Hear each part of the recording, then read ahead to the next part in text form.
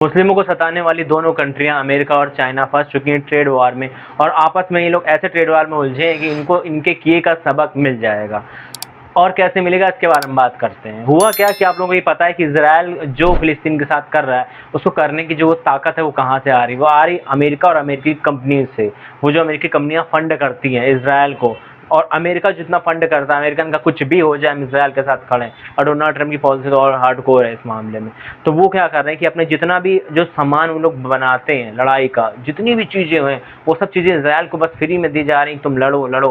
ठीक है, यही बात यूक्रेन को दी गई थी, तो यूक्रेन से पैसे वसूले जा रहे हैं, उससे कहा जा रहा है कि मेरे एयर मिलना चाहिए, तुम्हारे ये चाहिए वो चाहिए, लेकिन इसराइल को बेहिसाब दिया जा रहा है। क्यों? इसराइल कंट्रोल में रखे बाकी सारी मिडिल ईस्ट कंट्रियों को, ताकि जो अमेरिका का वर्चस्व बना रहे। इसराइल को बनाया ही अमेरिका ने, इतना बात समझ लो कि इसराइल की उत्पत्ति ही अमेरिका से ही हुई है, अमेरिका के सपोर्ट से हुई है।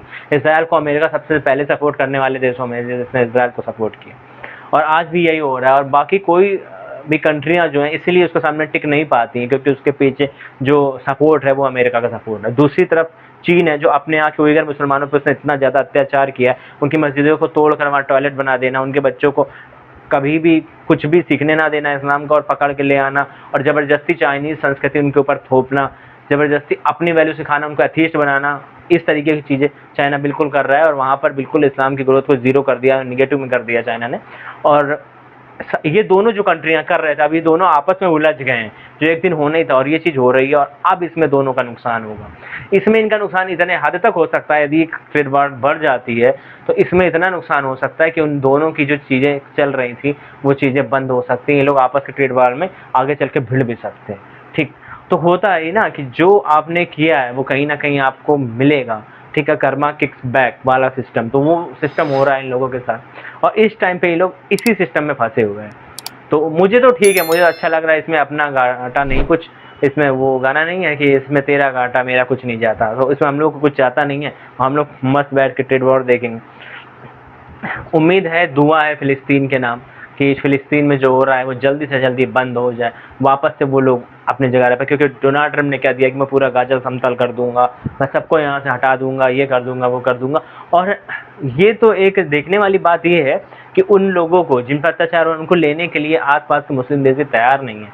आप देखो, यदि एक बॉर्डर देखो आप, कि जो गाजा से बॉर्डर लगता है वो कितना 7 चरणों में उस बॉर्डर को इजिप्ट में ने बना दिया है कि कहीं से भी वो लोग घुस के यहाँ ना आ जाएं। घुस के यहाँ आ जाएंगे तो जान बच जाएगी, लेकिन उसको जान से मतलब नहीं है, उसको मतलब ये कि हमारे यहाँ मत आ जाना, हमारा पैसा हमारा खाना तुम्हारे मुंह के अंदर नहीं जाएगा, वहीं रहो, वहां से तुम्हारे लिए कुछ कर सकते हैं तो कर देंगे, इधर नहीं लेंगे तुमको। और दूसरी बात क्या है, यहाँ पर इसराइल के साथ जो बॉर्डर लगता है वो बॉर्डर तुम देखोगे नॉर्मल, वो लोग जानते हैं कि यहाँ से वैसे भी कोई आने नहीं वाला, वो लोग इधर में इजिप्ट में नहीं आने, यही काम बाकी कंट्रियां भी कर रही हैं। ठीक, तो जब अमेरिका आ जाता है किसी के सपोर्ट करने, तो उसके फिर खिलाफ में, अमेरिका के खिलाफ में कोई नहीं आता। हालांकि आना चाहे तो आ सकती है, इतनी सारी कंट्रियां, 57 कंट्रियां यदि लॉबिंग कर ले तो क्या हो सकता है, कुछ पूरी दुनिया में हाहाकार हो सकता है। इनके पास ही तेल है, सारा तेल जिससे इकोनॉमी चल रही, कितना भी कर लो, चाइना कितना भी कर ले कि बैटरी है, बैटरी वो, बैटरी से कुछ नहीं। अभी जो भी एनर्जी चल रही है वो सब पेट्रोल की बदौलत चल रही है, पेट्रोल डीजल ही चला रहे हैं, और चाहे लेंगे तो बिल्कुल से बंद हो जाए सिस्टम। ठीक, और रशिया पेट्रोल देता ही किसको है? लेता ही उससे कौन है? चाइना लेता है, इंडिया लेता है, बाकी यूरोप की कोई कंट्रियाँ लेती नहीं, अमेरिका का भी लेगा नहीं, हो तो कोई कंट्री ले नहीं रही है। अमेरिका का पेट्रोल कौन लेगा? रशिया तो, अमेरिका रशिया तो वैसे भी लड़ाई है उसमें, अमेरिका पेट्रोल इतना महंगा है कि भारत वाले, चाइना वाले, तो चाइना तो कभी नहीं लेगा।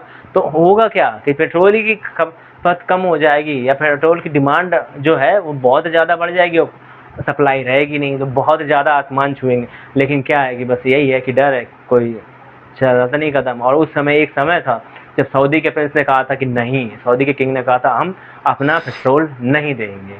क्यों? फिलीपींस के सपोर्ट में ये चीज़ कही थी।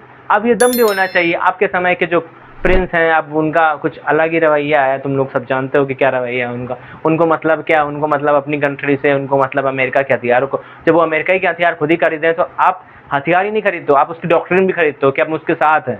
ठीक है, जैसे रशिया का यदि हथियार इंडिया खरीद रहा है तो इसका मतलब इंडिया रशिया के साथ है।